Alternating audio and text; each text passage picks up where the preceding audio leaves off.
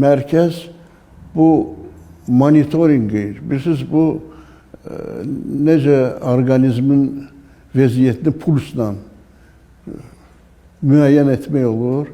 Bu iqtisadi islahatların da monitorinq vasitəsilə, təhlil monitorinq etmək vasitəsilə mərkəz bu işlə çox yüksək səviyyədə həyata keçirir. Çox yüksək. Çünki biz də bir sıra dövlət proqramlarının iştirakçısıyıq. Biz orada iştirak edirik.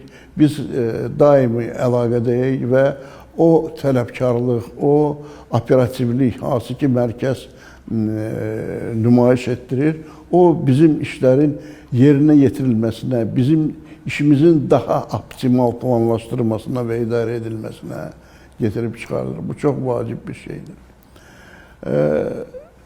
Mərkəzin bir funksiyası da ondadır ki, bu kommunikasiya var.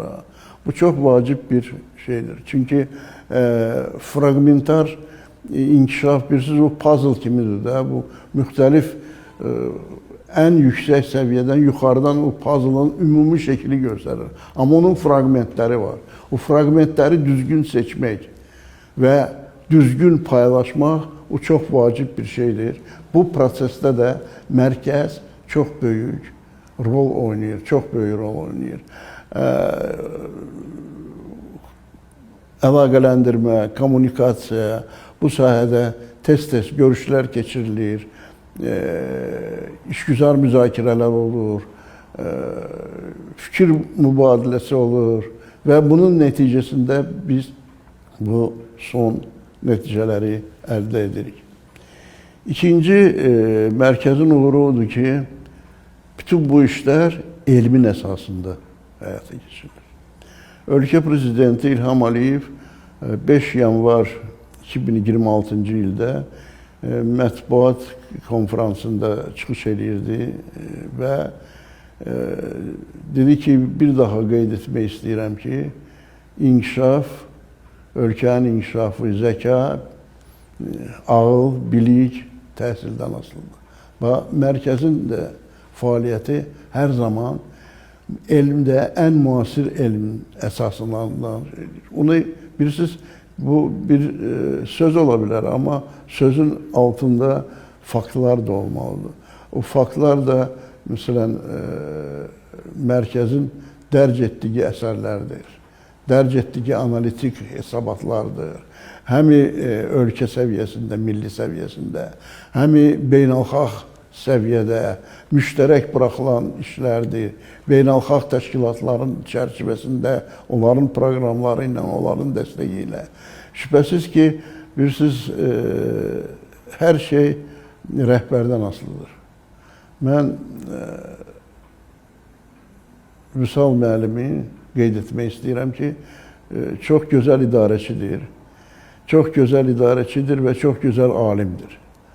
O, bilirsiniz, indi rəqabət elə səviyyədədir ki, elə şəxsi rəqabətdə elə səviyyədədir ki, ancaq daimi biligi artırmaqla, yeni bilikləri qazanmaqla irəli getmək olar, nəsə bir uğur qazanmaq olar.